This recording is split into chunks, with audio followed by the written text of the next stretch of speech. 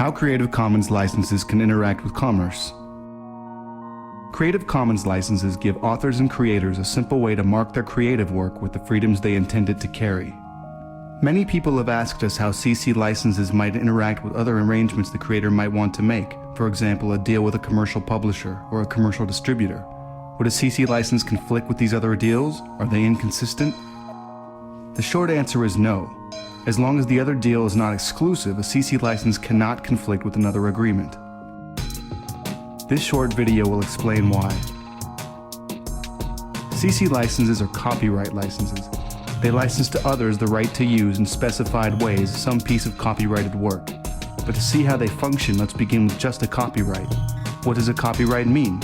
How does it work? A copyright gives the author a bunch of exclusive rights. So, if you want to copy or distribute a piece of creative work that someone else owns the copyright to, you need permission from the copyright owner. Likewise, if you want to publicly perform a copyrighted work, you need permission from the copyright owner. Or if you want to display a copyrighted work, or make a derivative work based upon a copyrighted work, or digitally publicly perform a copyrighted work, like say in a podcast, you need permission from the copyright owner. All of these rights are reserved to the copyright owner by default, thus the infamous "all rights reserved" slogan.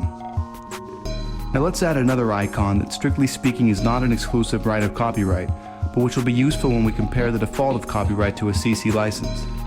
This is the right to make commercial use of a copyrighted work. So again, here are all the rules. You can't do any of these things with a copyrighted work, especially for a commercial purpose, without permission from the copyright owner, unless your particular use is deemed to be a fair use. So picture copyright as a broken record. Don't do this, or this, or this, or this, or this, or this, unless you get permission first, or unless your lawyer can convince a judge your use would be a fair use. Okay, so now that you have a basic idea about copyright, let's return to the question at hand. How does a CC license interact with other deals? Let's ask that question first about copyright itself. How does copyright interact with other deals? For example, let's say you made a great new video. Automatically, that video is copyrighted. That means, automatically, you have all the exclusive rights copyright grants you. The law has given you these powers simply because you created something new. Now imagine you enter into a deal with a company, let's call it Vever. That deal says, basically, if you enter your video into our distribution system, we'll add an advertisement to the end of the video, and we'll give you 50% of the resulting ad revenue. After a while, you start receiving checks from Vever. You're very happy. But imagine now a little nag. Call him the CNAG, where C stands for copyright. And the CNAG says, hey, this deal is inconsistent with your copyright. Copyright says people can't copy your work. It says people can't distribute your work. And it says people especially can't do these things for commercial purposes. And yet that's just what this deal is doing. It's facilitating a massive amount of copying and distribution of your work, all for commercial purposes. It violates your copyright. Now obviously the CNAG is just confused. What copyright law says is this: here are the things you can't do with my copyrighted work unless you have a deal with me. Copyright law doesn't forbid you from making a deal with someone. In fact, making a deal is the whole point. With an agreement, anything is possible. So what your exciting new commercial deal with Vever means is that you're saying to the world through your copyright, don't do any of these things, copy, distribute, etc., without my permission. And you're saying to everyone affiliated with Vever, please copy, distribute, etc., as long as I get paid according to my deal with Vever. Okay, so how does Creative Commons change this? What's different about CC licensed content relative to content that's simply copyrighted? Well, the simplest way to understand a CC license is to imagine it as creating a different regime of copyright law. It isn't really, it's simply a license that effectively changes some of the defaults of copyright law. But to make it simple, just imagine that a CC license changes copyright law for your particular work. So, for example, if this is again the string of icons that represents copyright law, then here's how that string gets modified by one of our 6 core licenses, our Attribution Non-Commercial No Derivatives license.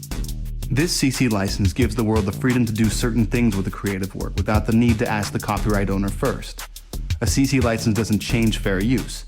But in addition to that freedom, this license gives everyone in the world the freedom to copy, distribute, publicly perform, display, and digitally publicly perform the work, as long as these things aren't being done for commercial purposes. The one obligation the CC license imposes that copyright alone does not is the obligation to give attribution. If you use a CC licensed work, you must give credit to its author. So imagine again that you've created this great new video, and imagine that you've discovered this company, Vever, who has come up with a very cool way for you to earn money by distributing your video in their system. So you upload your video to Vever under the CC Attribution Non-Commercial No Derivs license. Vever places an ad at the end of your video, and when it's played, you get paid. You then post the video in as many places as you can think of, and soon millions of people are watching your video, and you're making a bunch of cash. When along comes the CNAG with the very same complaint. Hey, the CNAG says, wait a minute. This CC license may say it's okay to copy and distribute, etc., but it explicitly says you can't do these things for commercial purposes. The Vever agreement is plainly a commercial agreement. It pays distributors for the use of your CC license work, so it obviously conflicts with the CC license. But again, the CNAG has just missed the point. The CC license, like copyright law, sets the defaults for anyone in the world. It says, unless you have a different agreement with me, these are the things you can and can't do. And the agreement with Vever is a different agreement. Nothing in the CC license bans you from making this agreement. Indeed, the CC license is non-exclusive. And non-exclusive means you, as the copyright owner, are free to make whatever deals you want with others. The CC license simply sets the default terms for people with whom you don't have an agreement. So, say you're surfing the web and you find a cool video with a CC license that says you're free to copy and distribute the video as long as you don't do it for commercial purposes. So you download the video and post it on your blog. That's totally fine, it's just the kind of thing the CC license gives you the right to do. But then imagine that you sign up with Vever to share the CC license videos in their system. Now you've got even more rights. Because you've entered into an agreement with Vever and hence, indirectly, with the various videos' copyright owners that says that if you distribute Veverized videos on your blog, Vever will pay you. That's of course a commercial use of the videos, but it's authorized, not by the CC license, but by the agreement with Vever. And again, nothing in the CC license would block you from entering into such an agreement with Vever, at least as long as the agreement with Vever was non-exclusive. Okay, so here's what we've learned so far. Both a copyright and a CC license set the default terms for a piece of creative work. These terms govern people who don't have any other agreements with the copyright owner. And both a copyright and a CC license permit the creator to enter into different deals with people. So, a non-commercial license says, anyone in the world can use this for non-commercial purposes without having to come to me for permission. But if you want to make a commercial use of this, give me a call and we'll make a deal. And so, if you distribute your video under a non-commercial license, and MTV sees it and loves it, they can call you and say, hey, we want to run your cool video, how much? And so, with both ordinary copyright and content license under a CC license, the author is free to enter into other deals. A deal applies to whoever signs into it. The CC license and copyright set the defaults for everyone else in the world. The one important difference, however, between copyright and a CC license is that there is one type of agreement you can enter into with a CC license that you can enter into with ordinary copyright, and that's an exclusive license. With video governed simply by ordinary copyright, you're free to enter into an exclusive deal, but with a video governed by a CC license, you're not. So enter the Hollywood lawyer type puffing his cigar. Ha, see, I told you the CC license was bad for you.